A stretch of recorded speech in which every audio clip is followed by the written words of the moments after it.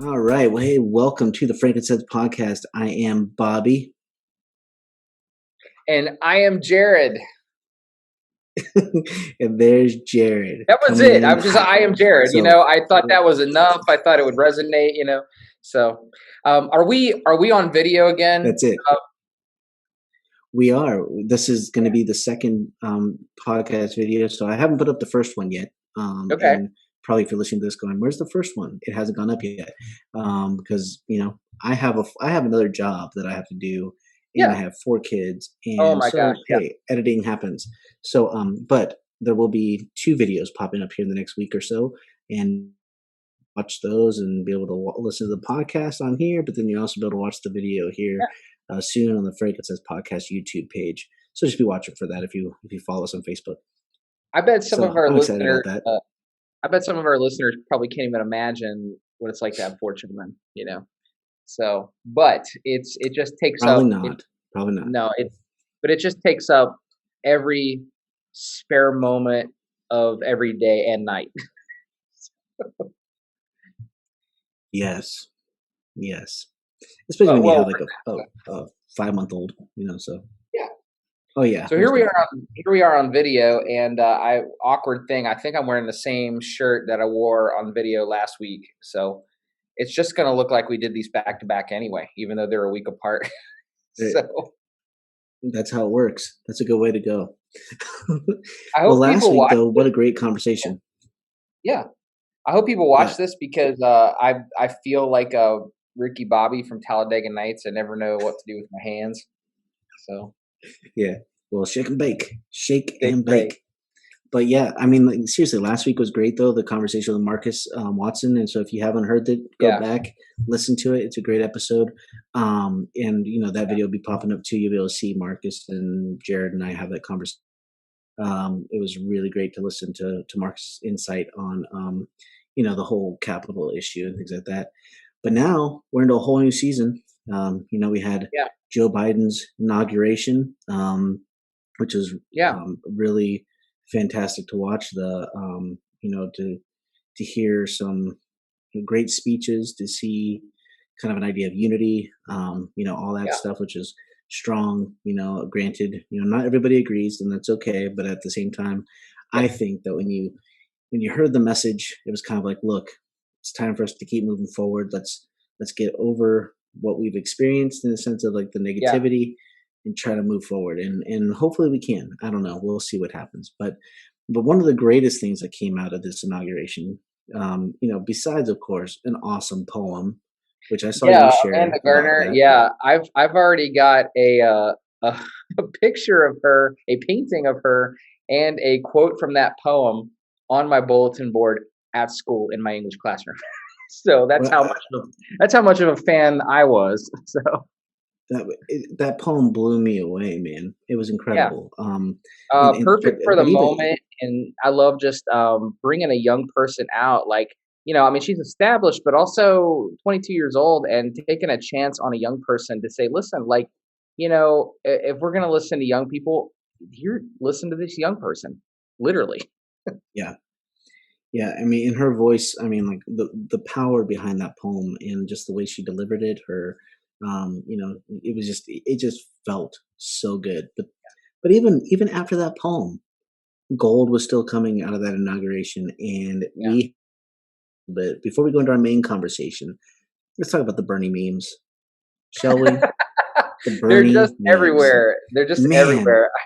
I was working with a person today, and it was it was a college student, brilliant young college student. But I'm telling you, it was like every 5 minutes she was like, "Oh my gosh, check out this Bernie meme."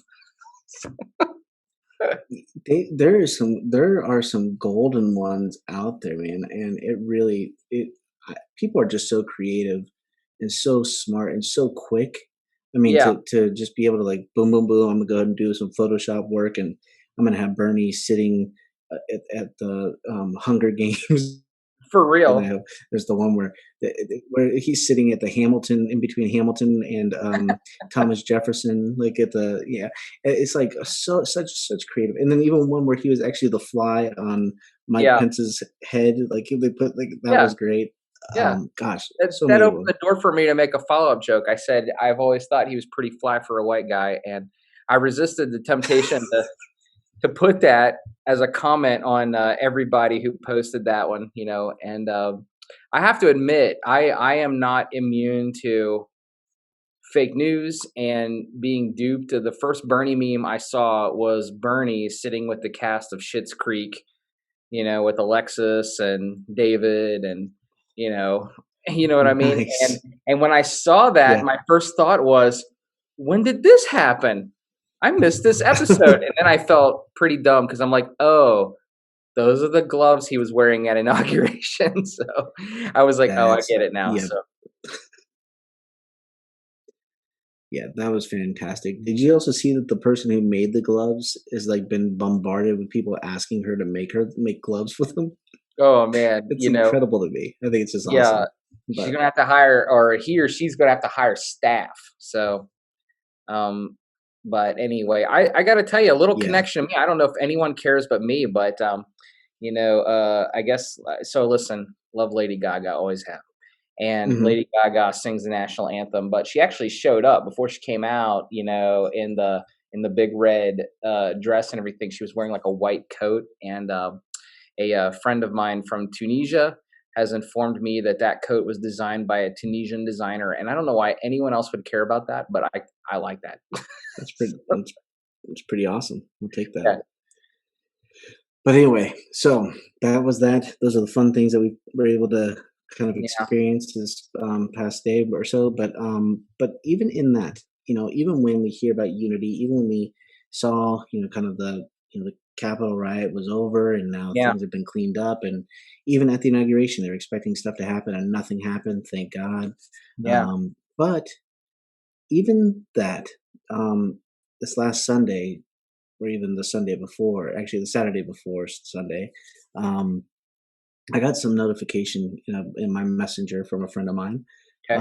to let me know about something that was supposed to be happening and can actually still be considered a threat in a sense, because people have been saying this, but it was a message that came out, and it was, and at first I was questioning it because I was like, okay, who sent it? I don't know.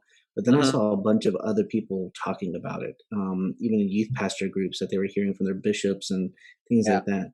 But it was a message to the churches saying that while we're hesitant to raise the alarm and or overreact, recent events compel us to inform you about what we are hearing regarding possible threats that have come to our attention. There are reports that liberal, quote unquote, liberal churches will hmm, become targets of possible attacks in the coming week, with the dates of January 17th and January 20th featured more prominently. We strongly encourage you to be attendant to all safety concerns for ministers and congregants, even if it means meeting in a way that's other than in person at a church building this week. And when I got that information, hmm. like I said, I questioned it, but then when I saw Sure. other people talking about it, I got I got mad. I really got mad. Number one, because and I don't mind being labeled liberal. I don't have a problem with that. I don't really consider myself liberal. I'm actually more in the moderate range. Right. If you actually ask me, um, because Yeah. I am. We've talked about it. I am pro life, but I also talk some extra elements to that pro life aspect of things. And I'm more from womb to tomb pro Yeah. life aspect as opposed to just anti-abortion. I've always Um, felt that I you and I am were both a pretty person who moderate. will. That you and I are both pretty moderate, but it's kind of, we just sort of look left, because compared to the you know majority around us, we're we're left of them. So, Yeah. And so it really got me questioning, what does liberal mean, right? Because in reality, like it feels like liberal has kind of become label, just a general label, just like socialist, Marxist, all that stuff, just like becomes a label of yeah, anybody who just doesn't think like a conservative Republican. Um, and so if you're not falling in line with a conservative Republican, you must instantly be liberal, you must instantly be socialist, you must instantly be yeah, Marxist, you must be instantly whatever. And and so now all these things have just kind of been thrown out there. yeah, And I kind of started wondering, well, what does this mean? And I asked some people in a youth pastor group, that I'm still a part of. I'm not a youth pastor anymore, but I'm still connected with them. Yeah. And I kind of asked, like, what do you think is actual liberal? Like, when you think of liberal, what does that mean to Okay. you? And then I kind of said, like, so is it because we speak out against injustice, because we speak out against racism? Is it because we would, like, our church doesn't necessarily say that they, like, our denomination would say that, uh, well, it wouldn't say for pastors to do homosexual weddings, and they wouldn't say homosexual pastors. However, they would say, if it doesn't say don't let them in, don't let them have a role to play in the church, that kind of thing. So that's what Oh, our denomination says. okay. Now, for me, I'm like, look, I just want to support, I want to love, I want to be a part of, I just want to be able to encourage and empower people. Now, the problem is that the when I made mention of, when we speak out of injustices, racism, that kind of thing, all of a sudden, right? All of a sudden, people said that is liberal, and I was like, Wow. how is that considered liberal? Right. I wish I could So answer that. it was like, when I was watching that, I was kind of, yeah, yeah, right. I mean, in my response to them was, man, this Bible is really going to get me in trouble, and the Oh, Bible is yeah, going to get good, me right. in trouble with my own people, right? Because the people who are making these threats would say that they're on the conservative Republican side, and they would say that they believe in Jesus somehow. Mhm. And that, I'm not saying that they don't. I'm just saying, like, somehow they figured out a way to. And so I want to talk about that. I want to talk Yeah, about how that works for us. I want to talk about how we should be responding. I want to talk about to even fearful of ourselves, um, and not feeling safe within our own brothers and sisters in Jesus Christ. yeah. So so let's talk about that a little bit. Well, I wonder what that means. You're saying that So here we are. yeah. So you were saying that they were this message you got was saying that like quote unquote liberal churches can be was it like attacked? Was that the comment? Yeah, This would be yeah, that we attacked were by like being other targeted Christians? as possible attack points. Okay, like targeted by other Christians or something who believe that they were The thing is, like, there's no clarity as to, like, who exactly it is, or what's expected. It was kind of one of those things where it was like, it just kind of seemed like it was yeah, saying there are going to be there's going to be a group of people who yeah, are on the conservative Republican evangelical side, who would say an attack on a liberal church, quote unquote liberal, would be okay. mhm, And because their general idea is that if you're a liberal church, you are supporting Biden, yeah, or supporting somebody who is against Trump. And okay, so, because of that, now you are a target. You are someone who they're going to come after to, I don't know what. I don't know what their plan would have been, and I don't know what the threats would have been. But it was very disheartening to me, yeah, because, again, it's like we're losing ourselves.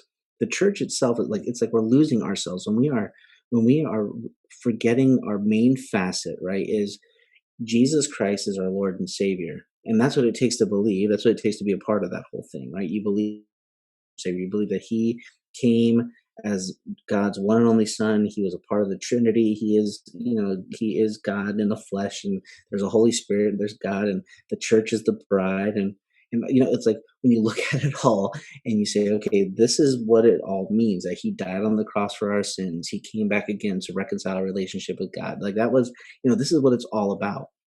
But for some reason, we've taken all these small things that have nothing to do with salvation and mhm, turn them into political issues, instead yeah, of realizing that they're humanity issues, or things that Jesus actually did speak on, and things that yeah, we should be caring about. yeah. It is hard to read the Sermon on the Mount and not come away from that, you know, um, feeling very different feeling a very different sense of right and wrong, different from like what maybe would be the traditional American sense of right and wrong. Um, and I know that sort of makes some people bristle, um, but you know what stands out to me is that if we read the Sermon on the Mount and we put it into practice, uh, we might get called un-American. I don't want to say we'd be called liberal because I feel like that's a compliment to to the liberals. I mean, to call like to say, hey, if you act like Jesus spelled out for us in the Sermon on the Mount, people are going to call you liberal. That's a big compliment to the liberals. I wish that it didn't sound like I had to make it so, but that kind of is what you'll be called. I mean, I got very serious about like, hey man, Jesus is like showing us what it looks like to be Christ-like, and he really like lays it out there. I mean, I understand actions speak louder than words, but he's giving you the words that should inspire your actions. And Hmm. and so I thought if you start like living this out, this pleases God. But the more you get concerned about it, the more you get concerned about turning the other cheek if somebody strikes you on one cheek and you turn the other cheek, the more you get concerned about if somebody forces you to go 1 mile, you go two. If somebody persecutes you and you realize that you're blessed, because you're being persecuted for Jesus' name, that is very different from the whole like stand up for your rights, get a gun and fight for your rights, throw tea in the Boston Harbor, you know, b- storm the Capitol and steal Nancy Pelosi's lectern. That's very different from that type of behavior, Right. which actually most people would consider like freedom fighting. But Jesus's freedom is very self-sacrificial. It's very different, and the blessings are not for the people who take up for themselves. The blessings are for the people who lay down their lives for their brother. The blessings are for people who pick up their cross and follow Christ. And you Right. know I just feel that the more you live out the Sermon on the Mount, the more now I think you're really going to catch political suspicion, um, political hate, and maybe threats. I mean, there are Christians out there who don't buy into this. Live out the will of the empire. There are Christians like that, and they're not really accepted even in this country that's supposed to be a Christian country. But I mean, you and I have labeled it Americanity, this sort of American Christianity, and it's not the same as being Christ-like. It's not. Right. And lots of people have pointed that out, and I think most famously, and the one that sticks in my mind is Frederick Douglass. Comparing, the Christianity of Christ, actually not comparing, contrasting the Christianity of Christ to the Christianity of this land, and then he has some very harsh, graphic words for how slaveholders treated their slaves. But even though some of that stuff has sort of ended because slavery doesn't exist, some of it has not. Hmm. The brutality, the pride, the white supremacy. There's still inklings of that in our daily lives here. And now other people have come along and said, hey, yeah, this still kind of exists. A good book now. I think it's called Reclaiming the Gospel. I'm sorry if I'm getting that title wrong. I'm not on Google right now, but I'll tell you the author, and you can figure it out really quickly. It's Jonathan Wilson Hargrove, and he wrote this book about in a lot of ways it's like what it means to be a white pastor in America who kind of grew up in the South. I think he grew up in the Carolinas somewhere, sort of being taught the ways of Christianity, white supremacy, and then growing up to sort of realize that that was all a different thing from the teachings of Christ. And a lot of people do not want to believe that that is the religion that they have sort of been taught and subscribed to throughout the years as being a Protestant in America. But if we're being honest, if I'm being honest, yeah, that is the religion I got. That's the set of moral values that I was handed and led to believe that were right. And so I kind of grew up believing that Christianity, Americanness, and whiteness were all synonymous. So much that if somebody acted in any of those ways, Mhm. not American, not white, and by white I'm talking about white culture. I don't mean like white skin color. I mean like, what kind of clothes do you buy? What kind of music do you listen to? What things do you think are fun to do on the weekends? What's your favorite food? Do you season your potato salad? Those kinds of things that are like, like whiteness. And we sort of grew up to be not really knowing it, but being suspicious of stuff that didn't seem wide enough.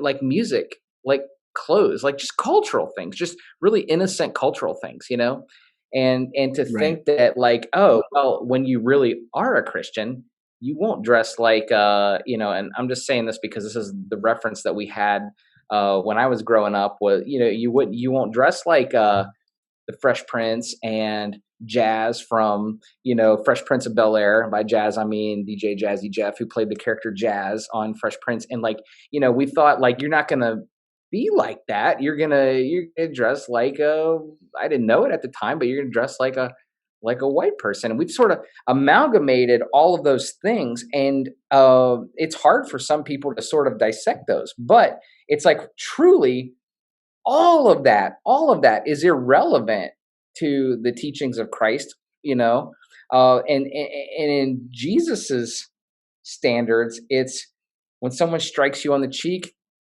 do you offer him the other? When somebody forces you to go with Mhm. him 1 mile, do you go too? Do you lay down your life for your brother? Are you going to fight for your rights and kill someone else, or are you going to be the one to, like Christ, lay down and die for the glory of the Lord? I mean, that's hard. And uh, you know actually giving anything you have for the poor, because that's another hard one. Is Jesus is like, listen, if somebody comes to sue you, take your shirt, you give them your cloak. Yeah. If someone asks of you something, including poor people, including people who don't deserve it, if someone asks you for something, you give it to them. That is so the opposite of America. It's Right. what people sort of wish that America is, but it's not the America in practice. The America in practice is you work for what you get, and if somebody asks for something, they better damn well deserve it. Mhm. The book from Jonathan Wilson Hartgrove was Reconstructing the Gospel. Okay. That makes a lot more sense because of the word reconstruction. Yeah. See, that's a writer that knows what he's doing, not me. But yeah, I mean, but it's very true, right? I think that we've allowed ourselves to, or the church has allowed itself to be basically boxed in, right? This is what we Mhm. stand for. This is who we are.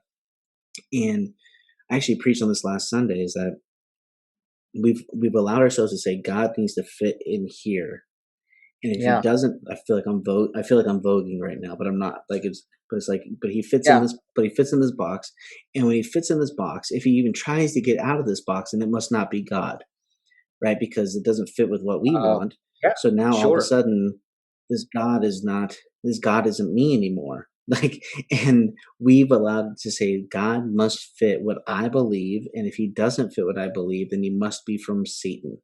It must be Yeah. something different.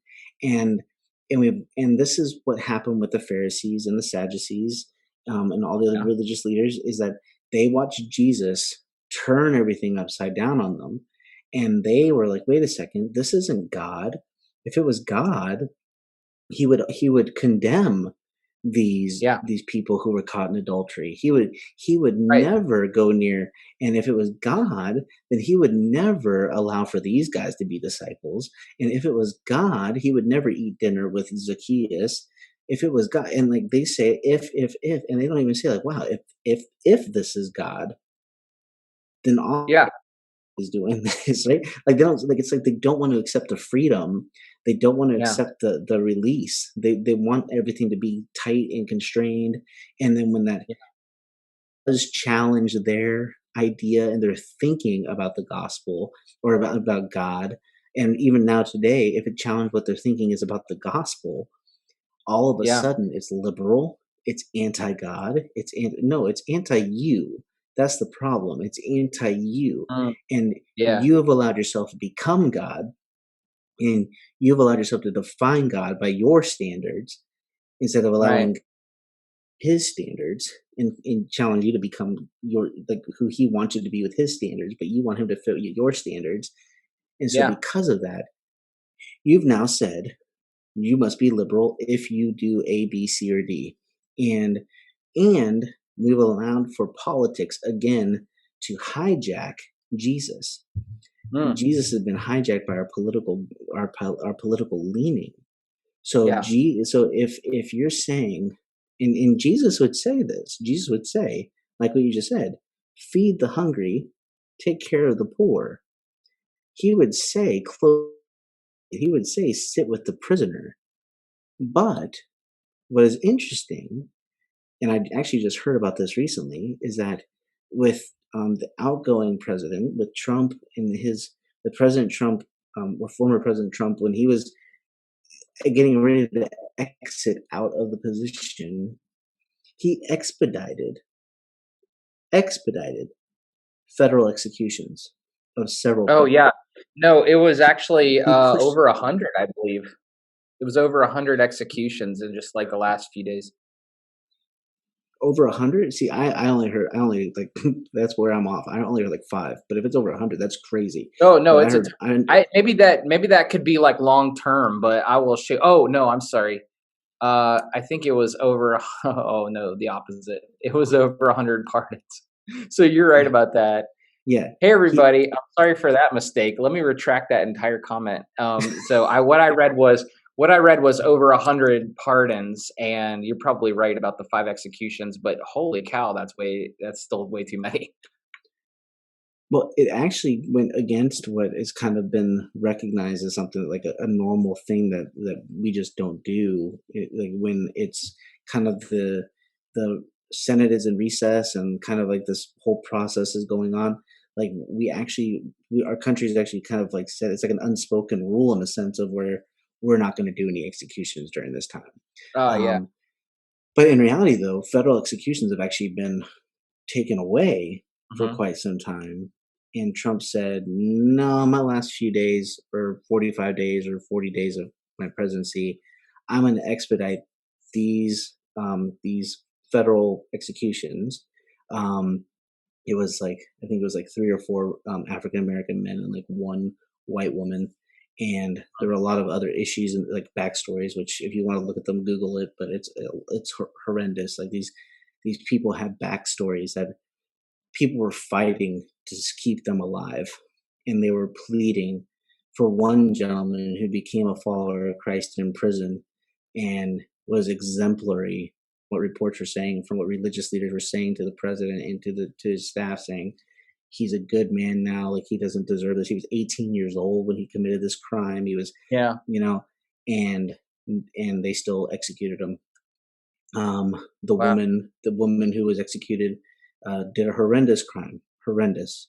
However, her backstory of being molested and raped and being basically pimped out by her parents to sleep with repairmen in order to pay bills, and her dad was it was reported her dad built a room in the backyard Yeah. so she could be raped and people couldn't hear her, so Man, that way, tragic all the way and around. so these situations, these psychological issues that have been created, now all of a sudden play into the factor of this is why she did what she did. It doesn't justify it, but it explains it. So now Yeah. we're executing her, and instead of saying let's talk, like let's work with this woman, like she is damaged. This is what caused this, but so anyway, all that to say is that again, going to the point, and even bringing your point of the 100 pardons and the people he pardoned were people who were proven to have lied to the FBI, proven to I mean, like whole lot of issues, right? But so then we go into this whole thing of these Yeah. Christians who want to attack liberal churches because of their stance on human rights, because of their stance on caring for other human beings, Right. loving other human beings, standing up for the immigrants, standing up for the LGBTQ community, the standing up for, um, seeking asylum for people who need assistance, and fighting for humanity, and they're considered to be Yeah. liberal. Oh, yeah. And again, to think about the idea of being pro-life, Hmm. to say that we're pro-life, Yeah. and this is one of the main reasons why they wouldn't vote for Biden. And if you and this is the key thing that they always said, because he supports abortion. That's why I can't vote for Biden. However, when you start pulling that apart, you Yeah. actually find out, no, we're not voting for Biden because he's a Democrat. Like, it's really because he's a Democrat. He's not Republican, and he's not Trump. Because you start pulling that apart, you start pulling the strings at the abortion thing. But, well, what about our economy? Oh, okay, Yeah. okay. Well, what about our our oil industry? What about? And then all of a sudden they're like, well, okay, well, this is why we're Republican now, because and so now it's like it has nothing to do with God, it has Yeah. everything to do with your Republican stance against the Democrat stance.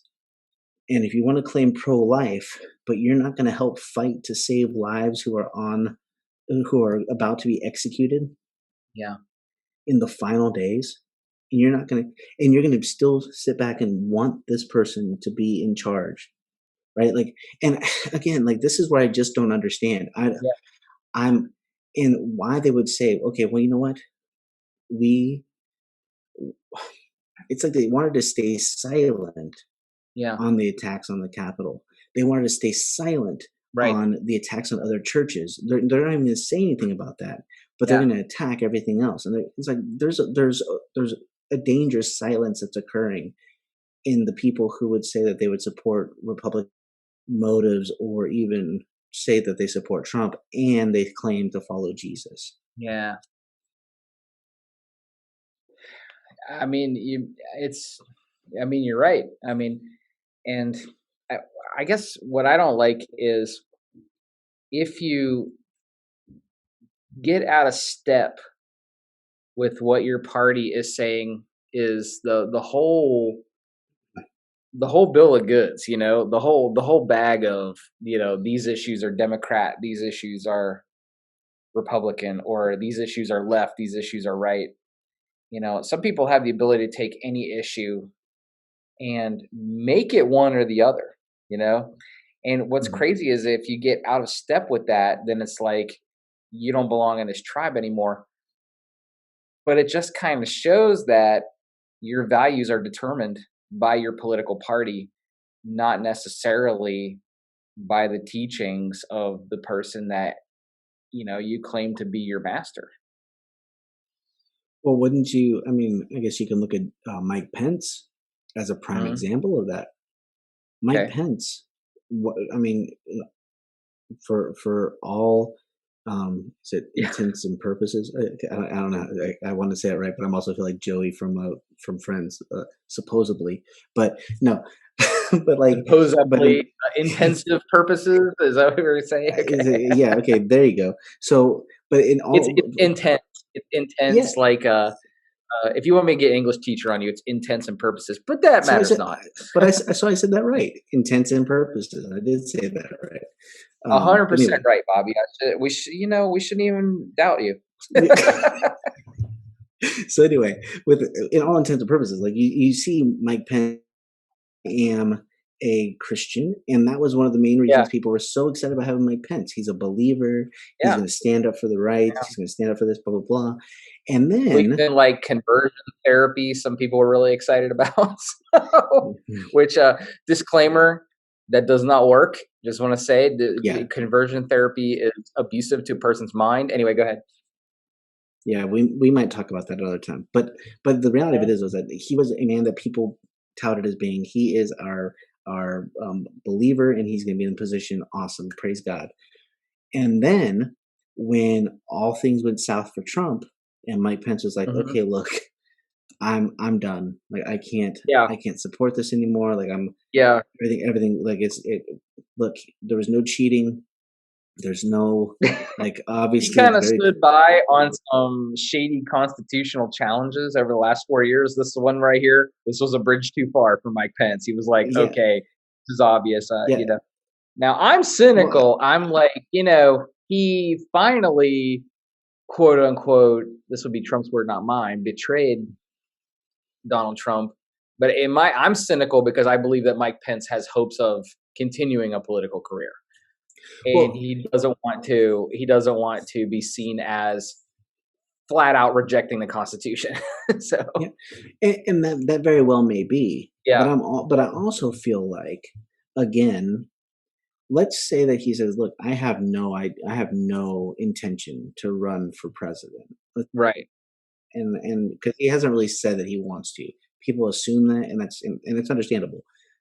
But let's just say that maybe his convictions were, I can't, I just can't be involved in this kind of craziness anymore. yeah. Like, I and think so that was it. I think anybody who was in that room that day found this hard to ignore. A lot of people could sort of not look at the pictures, not look at the worst moments of the news videos, and just sort of pretend that this wasn't that bad.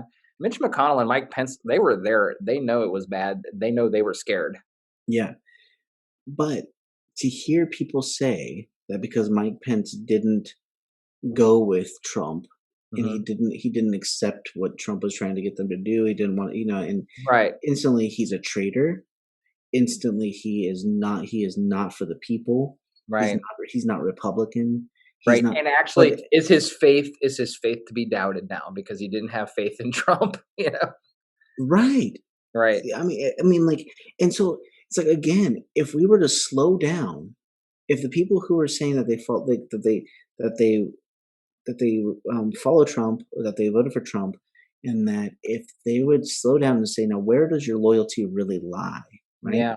Is your loyalty only in the party and in that person, or is your loyalty with Jesus? Because Hmm. if your loyalty is with Jesus, then it really doesn't matter who's in presidency. Hmm. It really doesn't. It really doesn't No, matter. it doesn't because I love America, Bobby. I am a veteran, but it is a temporary human empire. Yep. I mean, it is, and it's going to fall someday. Yeah, I mean, like, we have to admit that God is not saying, "I'm going to create a whole new earth and America is going to be there." Like yeah. it doesn't Or say that in or Scripture. America is like the new Jerusalem or something, and Yeah, um. we we've been corrupted to believe these things, and now Mhm. because of that, because of what we believe politically, we Yeah, now are starting to see a division within the church that I believe could end up being the downfall of a lot more than just a country. Because when the church can't figure out, and I said this in my sermon this last Sunday, when the church can't figure out how to reconcile with themselves, yeah, we aren't going to be able to point to the ministry of reconciliation we've been called to, that yeah, Paul speaks about in Corinthians. Because he says we have a ministry of reconciliation that we've been entrusted with, yeah, that we are ambassadors for Christ.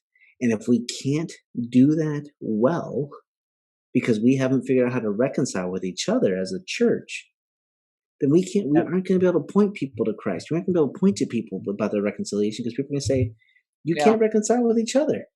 Like, Every time you say that, I think of other times when the church hasn't been able to reconcile with itself, and I feel that's such a great way that you put that. And my mind keeps going to the the disagreement. And when I say disagreement, I mean uh, anger, bitterness, violence. At times, straight up war between Catholic people and Protestant people in Europe.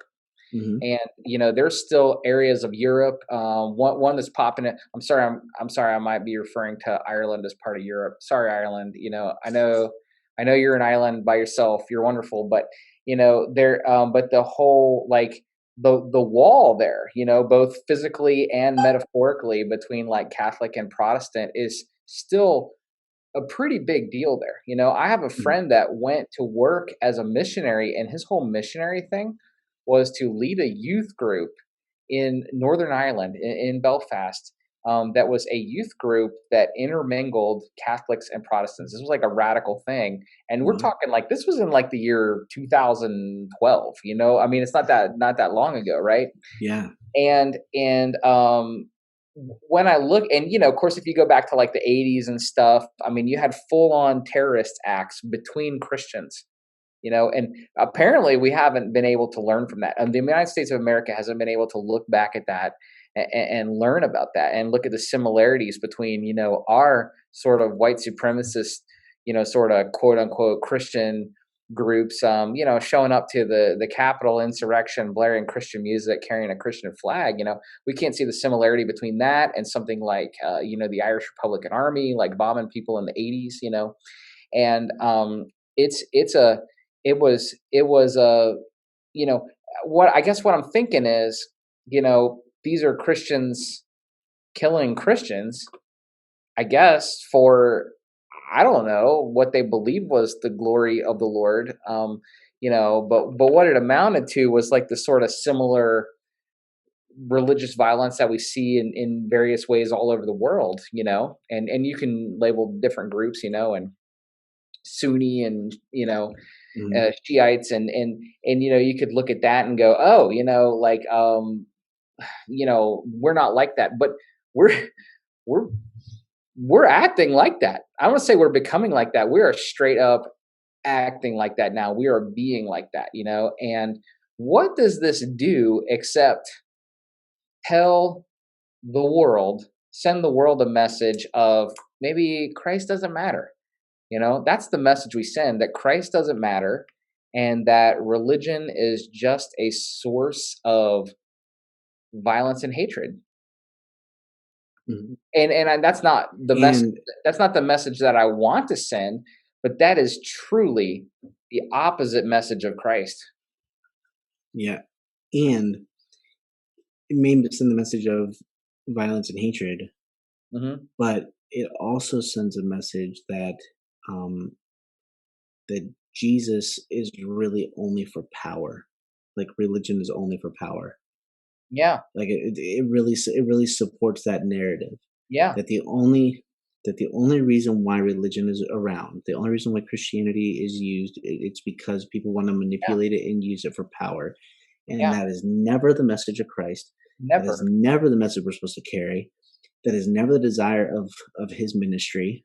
Yeah. And when it comes to, I know we're coming up on our time, but I want us to come back to the words that Paul wrote again in Corinthians, Yeah. where he told the people of the church of Corinth, like, look, some of you guys are fighting and arguing because of, some are saying, oh, well, I got baptized by Paul, I got baptized by Apollos. He's like, who cares? Did Right. did any of us die for you? Did No. like no, we didn't. So our central focus is Jesus. Quit trying to create a division over men who, and Paul's like, I don't even know if I really baptized any of you. Like, I think I had other people do the job for me. So I really didn't do that.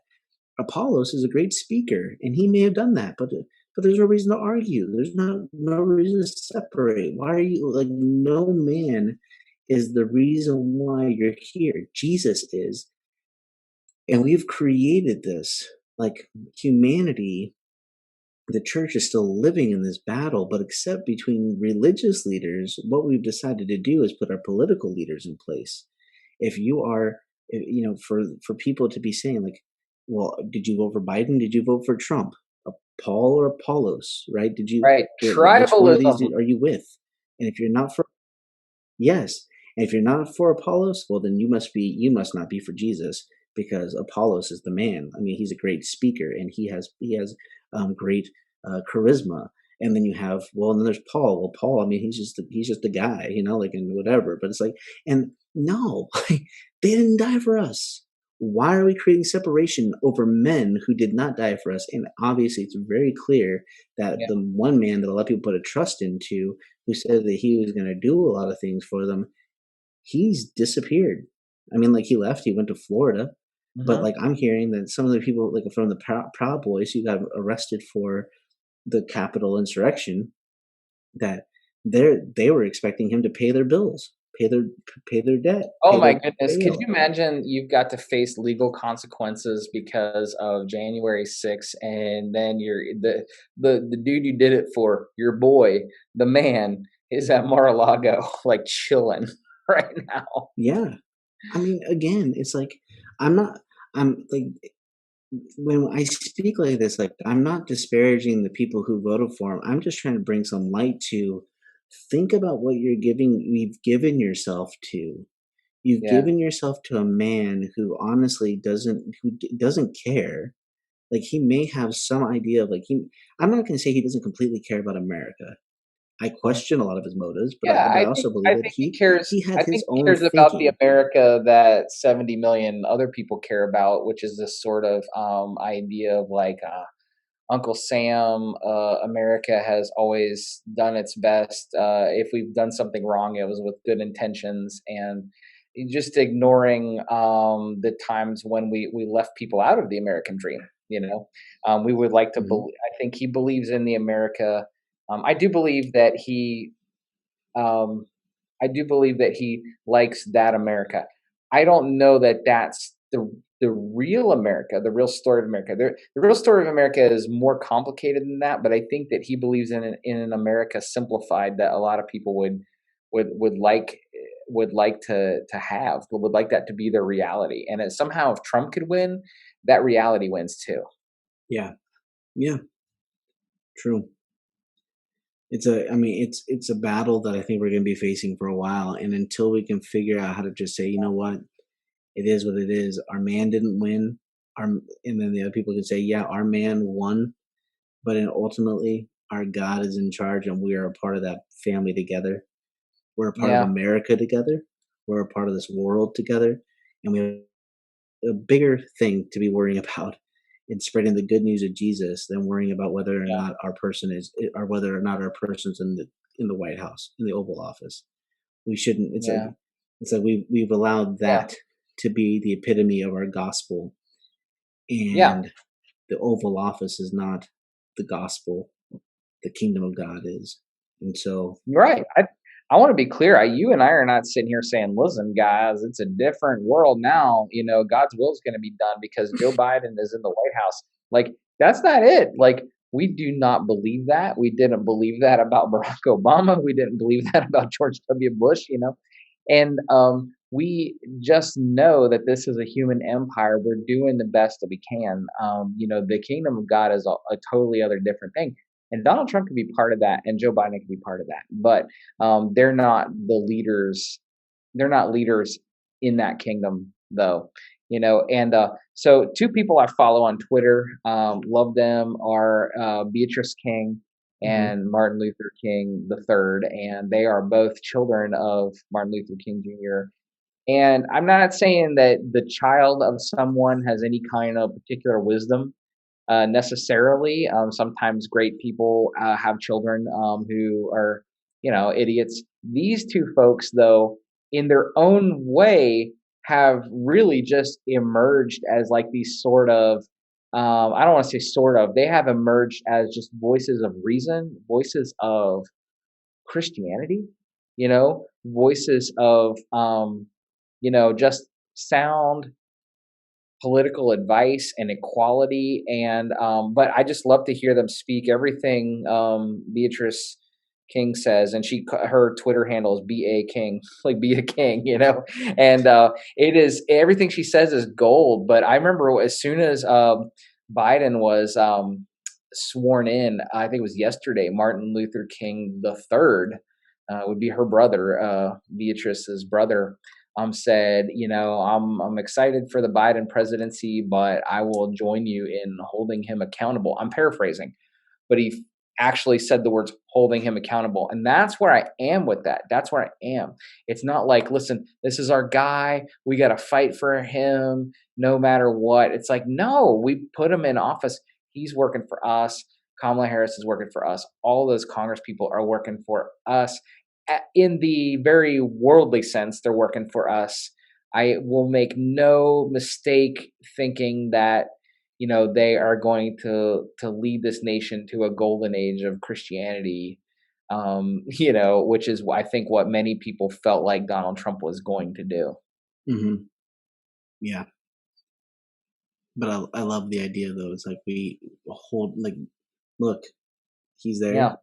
support him, hold him accountable. Hmm. Man, he's flawed. He's gonna be. I think that's I think that's gonna be the big difference, though, right? Is that we talked about this last week with Marcus? Is that getting to a point where we can say he's making mistakes. Yeah. We'll own that. We'll share that. We'll own up to it and say, man, gosh, that was a mess up on his part. Um, but we're not gonna plant our flag on him to the point where it's like it will die. We're gonna die for him. Right. Like it's not that's not how it works. Yeah. But again, we don't look at these men as a reason to separate the church. When the church is ready to attack each other, when the church is ready to separate over human beings, that's a problem. I'd understand if they're saying, well, I don't, I don't know if we can really consider each other connected because you believe in whatever. I can understand that. I may not agree with it, but I can understand it. But I would never say it's okay for us to attack each other because of different political views, different um, understandings of how God works in the lives of people. Yeah. But for some reason, this is okay, and we can't be okay with this. We just can't, and we have to speak out, and we have to be honest, and it's just Yeah. something that's really, if the church isn't careful, if we aren't careful, if you're a listener and you say that you're a part of the church, that you're a part of the body of Christ, if you're not careful, um, we could end up seeing ourselves implode, and that's when Satan wins. Like, Yeah. that's when Satan wins, and we know Jesus wins in the end. We know that ultimately he's coming back. Like what happens to the church now is not going to end up hindering Jesus from returning. Like Yeah. he's God, Yeah. but for us to be a part of it, that's another story. And if we Yeah. want to be a part of it, then we got to be living by his words, and we got to be teaching what he teaches. So there you go. All right, man. Well, hey, That's good. again, as always, great conversation. Um, Yeah. and I I definitely always learn appreciate. something. I feel like it gets somewhere. I don't know. I have these little epiphanies. We need a word for a mini epiphany, not like a life changing thing, but I usually just come out of this understanding more about something that I did before. Maybe that's just called learning. I don't know. That could be called learning or intensive purpose. Intensive purpose. Yeah.